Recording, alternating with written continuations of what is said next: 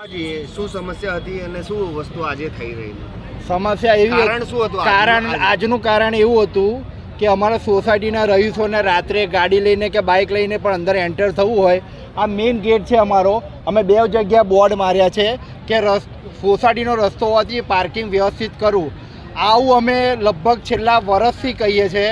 અમે બહુ શાંતિથી કહીએ છીએ કે અમે સોસાયટીવાળા કંઈ ઘર છોડીને જતા ના રહીએ. આ બધા કેવું કરે છે કે દુકાનમાં ધંધો કરે યોગ્ય છે, પણ દુકાનની બહાર લારી ઉપર રાખીને જે ભાડે જગ્યા એ લોકો ભાડું ખાય છે અને હેરાન અમે થઈએ છીએ. અને બીજું કોઈ પણ સારો ખોટો પ્રસંગ અમારી કોમ્પ્લેક્સમાં હોય, એમ્બ્યુલન્સને પણ આવવું હોય જવું હોય તો કોઈ પણ માર્ગ નથી મળતો. તમે વિચારી શકો કે ઉંમરવાળા ગયડા માણસ અમે ગઈકાલે અહીં આગળ બહાર ઉતારવા પડ્યા, હાથ ઝાલીને સાઈડમાંથી લાવવા પડ્યા.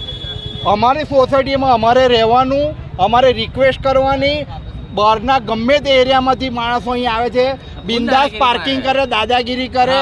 અને તમે વિચાર કરો, આજે જનસૈલાબ બહાર આવ્યું છે આખું કોમ્પ્લેક્સ. આજે અમારા સોસાયટીનો એક અમારા દીકરીને, અમારા ભાભીને અમે ખોયા છે. બહુ દુઃખદ પ્રસંગ ગઈકાલે બનેલો હતો. તમે માનશો નહીં, એમના પણ સગાવાલા, કોર્પોરેશન, રિલેટિવ, એ આવા ખરાબ પ્રસંગમાં એ લોકો પણ કાલે એ વિચાર કે અમે ગાડી ક્યાં મૂકીએ, અમે બાઇક ક્યાં મૂકીએ. હવે અમે વિચારમાં પડી ગયા કે આવા દુઃખ પ્રસંગમાં કઈ અમે કોઈની જોડે ઝઘડો કરીએ. તમે વિચારી શકો છો કે જો કોર્પોરેશન ખાલી ટેમ્પરરી સોલ્યુશન લાવતું હોય તો એ સોલ્યુશન ના કહેવાય કે આજે આવ્યા છે, ભેગા થયા છે એટલે કામ થઈ ગયું. કાલથી પરમેનન્ટ થવું છે. અમે બહુ વખત જોયું છે સાહેબ, ગાડીઓમાં લારીઓ જતી રહે કોર્પોરેશનની, તમે બીજા દાડે મીડિયાવાળા આવજો ચેક કરવા, આ જ લારીઓ પૈસાથી છોડાઈને પાછી મુકાઈ જાય છે. તો સાહેબ આમાં જવાબદાર કોણ? લોકો ભાડું તો લેશે, બની રહી છે. અને સાહેબ આ મેઇન રોડ અડધો, તમને કહું, આ મેઇન રોડ છે, ઢંકાઈ જાય છે. તમે જવાની, તમે ગાડીઓ, બાઇકો, રાતે તમે બધા સિગરેટો પી, બધા બાઇકો કંઈ વાતો કરે, હા ઈ કરે, બિંદાસ બર્થડે પાર્ટીઓ કરે રોડ પર રાતે 2 વાગ્યા સુધી. એટલું ન્યુસન્સ. સાહેબ જવાબદાર કોણ? કોણ બોલે?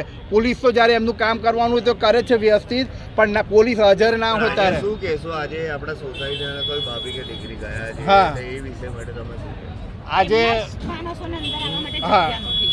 આજે કલ્પનાબેન પ્રજાપતિ, જે અમારા ધનલક્ષ્મી કોમ્પ્લેક્સના બહુ જ સારા વ્યક્તિત્વ ધરાવતા હતા, હસમુખા સ્વભાવવાળા, અમારા દરેક તહેવારમાં એ ભાભી હાજર હોય, દરેક તહેવારમાં એમનું મોટું યોગદાન હોય. અને તમે જુઓ કે ભાભી કાયમ હસમુખા સ્વભાવવાળા. આજે અમારા બધા કોમ્પ્લેક્સવાળા એટલું શોકમાં લાગી ગયા છે કે કશું એમના માટે બોલવા માટે શબ્દ નથી. અને આટલા ધાર્મિક ભાભી અને એમના હસબન્ડ બેવ ભગવાનની ખૂબ ભક્તિ કરતા હતા અને અમારા કોમ્પ્લેક્સના જોડે અટેચમેન્ટ દરેક વસ્તુમાં, કામમાં, તહેવારમાં અટેચમેન્ટ ફૂલ હતું એમનું.